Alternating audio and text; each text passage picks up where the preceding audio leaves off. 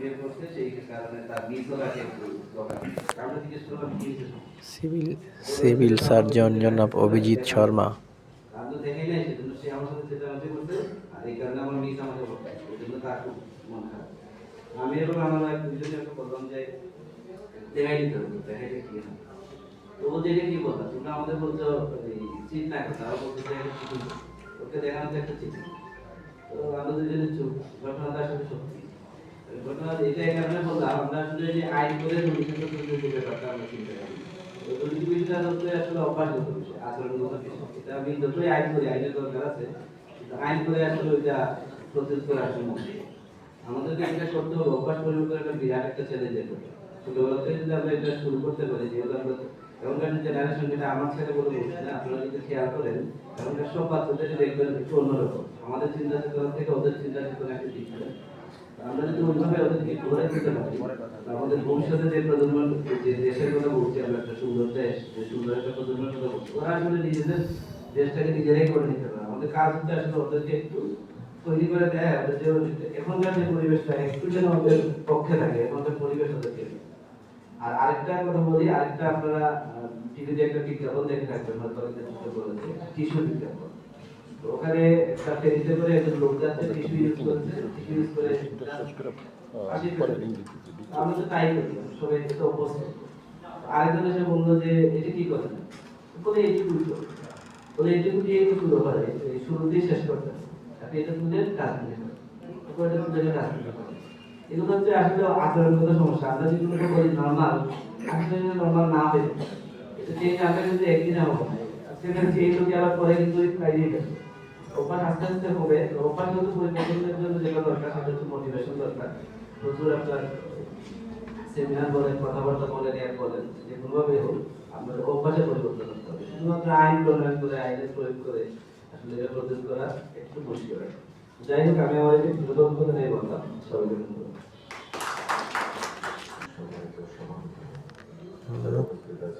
মুকিত সরকার, SP, Kishoreganj.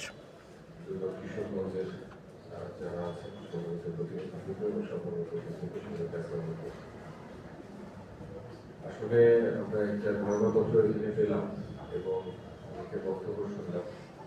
আসল বিষয়টি civil surgeon আমাদের যেভাবে বলেছেন যে আমাদের মনোজগৎ থেকে মনোজাগতিক যে পরিবর্তনটা, এটা বেশি দরকার। এটাই, কারণ এই আইনগুলো আগেও ছিল, আর যে কৌশলপত্রগুলো আগেও ছিল, কিন্তু কতটা চেঞ্জ হয়েছে। তবে একটা বিষয় যে আমাদের রিভার্স পানিশমেন্টের যে বিষয়টা, অর্থাৎ দুর্নীতির কারণে যে বিশাল পরিমাণ টাকা পাচার হয়ে গেছে দেশ থেকে, সেটা যদি আমরা একটা তৈরি করতে পারি, সেটাকে যদি ফেরত আনা যায় এবং যারা দুর্নীতি করেছে তাদের যদি শান্তিটা নিশ্চিত করা যায়, তাহলে সমাজে একটা তৈরি হয় এবং এটার দরকার আছে। কিন্তু সবচেয়ে বেশি যে দরকার, যারা আমাদের ভবিষ্যৎ বাংলাদেশকে যারা নেতৃত্ব দিবে, তাদেরকে আমরা ঠিকভাবে তৈরি করতে পারছি কিনা। অর্থাৎ ফোকাসের জায়গাটি হবে যারা একেবারে প্রাইমারি থেকে শুরু করে, প্রাইমারি এই সময়টা যারা তাদেরকে শিক্ষাটা দিবেন, সেটা পারিবারিকভাবেও আসবে, প্রাতিষ্ঠানিকভাবেও আসবে, শিক্ষকের মাধ্যমে আসবে এবং সোসাইটির মাধ্যমে আসবে। সেই সময়টা যেন তাদেরকে আমরা অনেকখানি দূরী করতে পারি, যেন এটাকে তারা অপরাধ মনে করে। কারণ আমাদের এই যে এখন অনেক কিছুই এমনভাবে নর্মাল হয়ে গেছে যে দেখা যাচ্ছে যে আসলে দুর্নীতি বিষয়টা, একটা বিষয় হচ্ছে অর্থনীতি, এটা তো আমরা সবাই বুঝি, কিন্তু আরেকটা বিষয় হচ্ছে যে আমাদের কর্মক্ষেত্রে আমাদের যে দায়িত্ব, সেটা যদি আমরা সঠিকভাবে পালন না করি, সেটাও কিন্তু আমাদের দায়িত্ব দুর্নীতির মতোই হয়, যে আমার যে দায়িত্ব কর্তব্যটা সেটা আমি সঠিকভাবে পালন করছি না। কিন্তু এগুলো কিন্তু আমাদের ক্ষেত্রে অনেক কিছুই নর্মাল হয়ে গেছে। বিষয়গুলো আমার মনে হয় যে আমাদের সেক্ষেত্রে চেষ্টা আসা সম্ভব।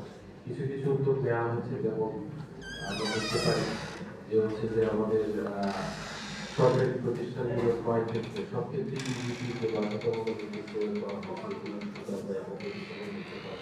এটিতেও কতটুকু চেঞ্জ সম্ভব, কারণ এটিতেও হয়তো সিস্টেমের যে দুর্বলতা, সেগুলো হয়তো আস্তে আস্তে রোগে প্রকাশিত হতে পারে। ওইটাই আর কি, যে আসল জায়গাটা মনোজাগতিক ক্ষেত্রে যে চেঞ্জটা, সেই চেঞ্জটা আমাদের করতে হবে এবং সেক্ষেত্রে তো অবশ্যই আইন এবং কারণে বিষয়গুলো আরো কঠোরভাবে তৈরি করতে হবে। যে একটি বিষয় আছে যে এক্সাম্পল তৈরি করতে হবে, সেক্ষেত্রে হয়তো অন্যান্য যারা হয়তো অপরাধী না, কিন্তু যখন দেখবে যে এভাবে তৈরি হচ্ছে, হয়তো সে এটা থেকে নিবৃত্ত করতে পারে। কিন্তু যখন এটা একটা নর্মাল সিগারেট হয়ে যাচ্ছে, কোনো পানিশমেন্ট হচ্ছে না, তখন কিন্তু আসলে এটা যারা হয়তো ওইভাবে না, কিন্তু তারা হয়তো অপরাধে জড়িত হয়ে যাবে এই বিষয়। তো আমার মনে হয় যে আমাদের মূল ফোকাসের জায়গাটা হওয়া উচিত যে হচ্ছে যে আমাদের যারা ভবিষ্যৎ বাংলাদেশ নেতৃত্ব দিবে, তাদের যদি আমরা প্রথম থেকে এভাবে গড়ে তুলতে পারি, সেক্ষেত্রে দর্শক যেগুলো আছে সেই ধারণা যদি ভূমিকা রাখতে পারে, আমার মনে হয় যে শিক্ষিত চেঞ্জ আসতে পারে। আর সামনে নির্বাচন, আমরা নির্বাচনকে সেই প্রার্থীকেই আমরা নির্বাচিত করবো যারা এক্ষেত্রে মানে কি বলবো যে অর্থনৈতিকভাবে সৎ বা ইন্টিগ্রিটি আছে, সেসবভাবে যদি আমরা সুরক্ষিত করতে পারি, নির্বাচিত করতে পারি, সেক্ষেত্রেও কিন্তু সম্ভব হবে।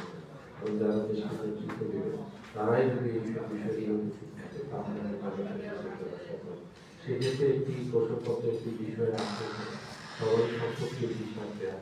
তো এটি কিন্তু সরকারি কর্মচারীরা আমরা সবাই দিয়েছি। এখন আমরা জানি যে সরকার যারা নির্বাচন করবে, তারা যদি তাদের নিজস্ব সম্পর্ক সেটি যদি জনসমক্ষে প্রকাশিত হয়, আমার মনে হয় যারা তাদের সবাইকে ধন্যবাদ করতে চাই। যে ধর্মে প্র্যাকটিস করি, একটা হচ্ছে মায়ের গর্ভে যখন আমরা থাকি তখন 10 মাসের একটা পিরিয়ড, এরপরে আমি যখন বেঁচে থাকি 60 বছর বা 70 বছর, এটা আরেকটা পিরিয়ড। এরপরে পরকাল, আমি যখন মৃত্যুবরণ করি, কেমন বা সর্বনরক নির্ধারণ হওয়ার আগে আমরা যে ভাবে রাখি, ওইটা নির্ধারিত হওয়ার আগে আমাকে এই যে সময়সীমাটা, এটা হচ্ছে আগে। তাহলে মায়ের গর্ভে থাকতে কিন্তু আমরা দুর্নীতি করি, এটা কিন্তু হয় না। একটা শিশু যখন জন্ম লাভ করে, প্রথম আমাকে দেয়, আঁকা শিখে, কথা শিখে, বাবা মার কথাবার্তা শুনে বুঝে, প্রধান অতিথি তার বক্তব্য রাখছেন সে কিন্তু আস্তে আস্তে কিশোরগঞ্জ জেলা প্রশাসনের এডিএম বিভিন্ন সামাজিক ইতিবাচক ভাবে হয়, আবার নেতিবাচক। এরশাদুল আহমেদ। তো গ্রুমিংটা কিন্তু পরিবার থেকেই প্রথমে শুরু হয়। তাহলে আমি ব্যক্তি, আমি প্রতিষ্ঠান, আমি সহপাঠী, সহকর্মী, আমি একটা পেশার সাথে জড়িত। আমার বলো। চিন্তা চেতনা, মন আমি দিছি মানসিকতার অফিসে, মধ্যে তুমি কই? ধর্মীয় অনুশাসনটা যদি না থাকে, হ্যাঁ, আমি চিন্তা দুর্নীতি আমার প্রোগ্রাম। প্রতিনিধির ব্যবস্থা হচ্ছে প্রতি মাসে আমি এত টাকা হ্যাঁ, চলতেছে। এটার মধ্যে যদি আমি আমার নিজেকে সীমাবদ্ধ না রাখি, আমার চাহিদা প্রধান অতিথি বক্তব্য দিতেছে। এই ধরনের কাগজপত্র হ্যাঁ, শেষ। এবং এমন পাইতা না। আমরা বিভিন্নভাবে অন্য কোনো প্রোগ্রাম আছে? দুর্নীতি করে থাকি। আমরা চাই না আমাদের মধ্যে না, না। আমাদের আগে প্রাতিষ্ঠানিক শিক্ষাগুলো সঠিকভাবে হোক, হ্যাঁ, হ্যাঁ, হ্যাঁ। পারিবারিক শিক্ষাগুলো সঠিকভাবে হোক। এখানে কি আছে কিছু? কেউ রিক্সা চালায়, সে যদি তার ধর্মীয় অনুশাসন আচ্ছা, ঠিক আছে, তুমি আমরা ফোন দিও। তাহলে কিন্তু হয়ে যায়। যিনি আমার মতো চাকরি ওকে, করেন, ওকে, ওকে। আমি আমার উপর অর্পিত দায়িত্ব, যেমন আমাকে একটু করে অ্যাসবাস করতে হবে। আমার কাছে অষ্টগ্রাম পিঠামো থেকে বিভিন্ন স্টেক হোল্ডার আসে, একই সাথে আমাদের যে বিজ্ঞ কৌশলী যারা থাকে, আইনজীবীরা, তারাও আসে। এখন আমি যদি তাদের সেই বক্তব্যগুলো শুনে জেনে শুনে বুঝে ঠিকভাবে একটা আদেশ দিই, তাহলে বলা যাবে যে না, আমি আমার উপর অর্পিত দায়িত্বটা সঠিকভাবে করেছি। আদেশের মধ্যে হয়তো ভুল থাকতে পারে বা সঠিক থাকতে পারে, কিন্তু এখানে আমি কোনো দুর্নীতি করিনি। কিন্তু যখনই আমি এই কাজগুলোর মধ্যে কোনো গ্যাপ সৃষ্টি করবো, অবহেলা করবো, গাফিলতি করবো, তখন কিন্তু একটা মানুষ যিনি প্রতিকার প্রত্যাশী আসবেন আমার কাছে, অষ্টগ্রাম বা মিঠামণি থেকে বা ভৈরব থেকে, তখন কিন্তু সে সঠিক সার্ভিসটা পাবেন না। তো আমরা মুখে বলি, তো ধারণ করি আরেকটা। এরকমটা হলে তখন কিন্তু এই ধরনের সভা, সেমিনার, এত কিছুর আয়োজন, আইন কানুন, নিয়ম নীতি, আমাদের সিভিল সার্জন মহোদয়ের একটা ব্যক্তিগত অভিজ্ঞতা শেয়ার করলেন, বা আমাদের পাশে আমার সহকর্মী ওনাদের সাথে আমাদের কাজ সবচেয়ে বেশি, ওনারা যে উদাহরণগুলো টানলেন, তো তখন কিন্তু আর এই সমাজ সেমিনার এইসব করে লাভ হবে না, আইন কানুন হবে না। এগুলো হচ্ছে একবার আপনার এই যে আমার যেখানে হার্ট আছে হৃদপিণ্ড, হ্যাঁ, জাস্ট এই বুকের 2 ইঞ্চি নিচে থাকে। এই হার্টের মানে পরিশুদ্ধতা, এই পরিশুদ্ধতাটা কিন্তু জরুরি, তাহলে কিন্তু দুর্নীতিটা হয় না। এটা আপনি যাই কিছু করেন, আর কিছু ফ্রেমওয়ার্ক আছে, কিছু আলোচনা আছে যে আমরা কিন্তু আপনারা বলে ফেলেছেন, এই বিষয় নিয়ে আমি আর নতুন করে রিপিট না করি। এখন আমাদের যে আজকের বিষয়টা ছিল দুর্নীতির বিরুদ্ধে দুর্জয় তারুণ্য একসাথে এক মিনিট। আমাদের এই যে তরুণ প্রজন্মকে আমরা কিভাবে শিখাবো, কিভাবে জানাবো? ওই যে বললাম প্রাতিষ্ঠানিক শিক্ষা, প্রথম হচ্ছে পারিবারিক শিক্ষা, তারপর হচ্ছে প্রাতিষ্ঠানিক শিক্ষা, এরপর হচ্ছে তার বন্ধু বান্ধব, প্রতিবেশী এবং তার সহকর্মী, যে সমাজটাতে সে গিয়ে মিশবে, জানবে এবং আস্তে আস্তে বড় হবে। তরুণ থেকে কিশোর থেকে তরুণ হবে, তারপর সে যুব শক্তিতে রূপান্তরিত হবে। আমাদের এই যে যুব শক্তি, এই যুব শক্তির একটা প্রেক্ষাপট সৃষ্টি হয়েছিল, এই প্রেক্ষাপটের প্রেক্ষিতে কিন্তু আজকে আমরা এখানে এই সভা সেমিনার এসব করছি বা করতে পারছি। তো আমরা আশা করব আমাদের স্বাধীনতার যুদ্ধে যারা শহীদ হয়েছেন তাদের যে ত্যাগ প্রতিষ্ঠা, মা বোনদের যে সম্ভ্রমহানি, জুলাই অভ্যুত্থানে যারা শহীদ হয়েছেন, যারা আহত হয়েছেন, যে পরিবারগুলো এখনো কষ্টে আছেন, তাদের যে ত্যাগ ছিল, আমরা ত্যাগটাকে উপলব্ধি করি, হৃদয়ে ধারণ করি, মুখের কথার মাধ্যমে না, কাজের মাধ্যমে আমরা আমাদের যে দায়িত্বটা, সেটা আমি ব্যবসা করতে পারি, চাকরি করতে পারি, যে কোনো পেশার সাথে জড়িত থাকি, ইলেকট্রনিক এবং প্রিন্ট মিডিয়া, আমি আমার উপর যে অর্পিত দায়িত্ব সেটা যখন সঠিকভাবে পালন করব, তখন এই তরুণ প্রজন্ম ঠিকভাবে ক্লিক করবে, আদারওয়াইজ করবে না। এবং এই তরুণ প্রজন্ম তখন একটা দেশকে পরিচালনা করতে অগ্রণী ভূমিকা পালন করবে। আমাদের দেশ স্বাধীন হয়েছে প্রায় 55 বছর হচ্ছে।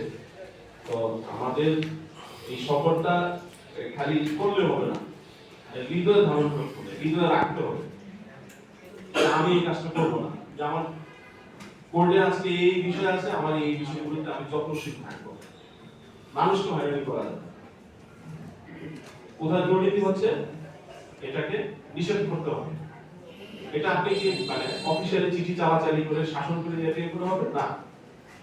প্রথম হচ্ছে আপনার নিজের মধ্যে এই জিনিসটা আনতে হবে, practice makes a man perfect. আমরা যারা ইসলাম ধর্মাবলম্বী, আমরা যেমন প্রতিদিন ফজরের নামাজ পড়ে আমাদের দিনের কার্যক্রম শুরু করি, অন্য ধর্মাবলম্বী ভাই বোন যারা আছে তারা কিন্তু পূজা অর্চনা দিয়ে তাদের প্রাথমিক কাজকর্মটা শুরু করে। এটা হচ্ছে এরকম, আমাকে প্র্যাকটিসের মধ্যে থাকতে হবে। আমার রুটি সীমাবদ্ধতা আছে, এই সীমাবদ্ধতাকে আমাকে মনে করতে হবে আমার যে সৃষ্টিকর্তা আমাকে নির্ধারণ করে দিয়েছেন, এটার মধ্যে আমি সীমাবদ্ধ থাকি, ধারণ করে হবে না। এটা আমাদের প্রাত্যহিক যে কার্যক্রম আছে, আমরা প্রতিদিন কাজ শুরু করি, চাকরি করি, ব্যবসা করি, যাই কিছু করি, যে ব্যবসার সাথে থাকি প্র্যাকটিসের মধ্যে থাকি, তখন আমরা বলতে পারবো যে দুর্নীতি নির্মূল হয়েছে, দুর্নীতি কমেছে, আইন প্রয়োগ হবে এবং সেই ক্ষেত্রে সহনশীলতার মাত্রাটা পাবে।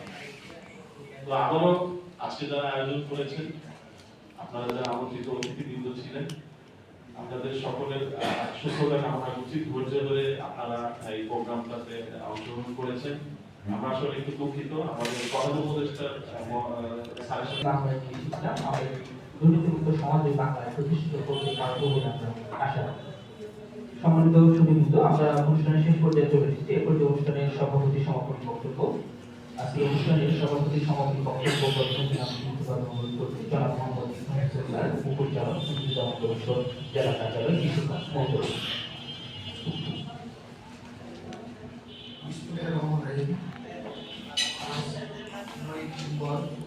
আন্তর্জাতিক দুর্নীতি দিবস আলোচনা অনুষ্ঠানে উপস্থিত আমার সম্মানিত বিশেষ অতিথি, সম্মানিত প্রধানমন্ত্রী উপস্থিত, দুর্নীতি প্রতিরোধ কমিটির সদস্যবৃন্দ উপস্থিত, বিভিন্ন স্তর থেকে আগত দর্শকবৃন্দ, আজকের এই 9ই ডিসেম্বর আন্তর্জাতিক দুর্নীতি দিবস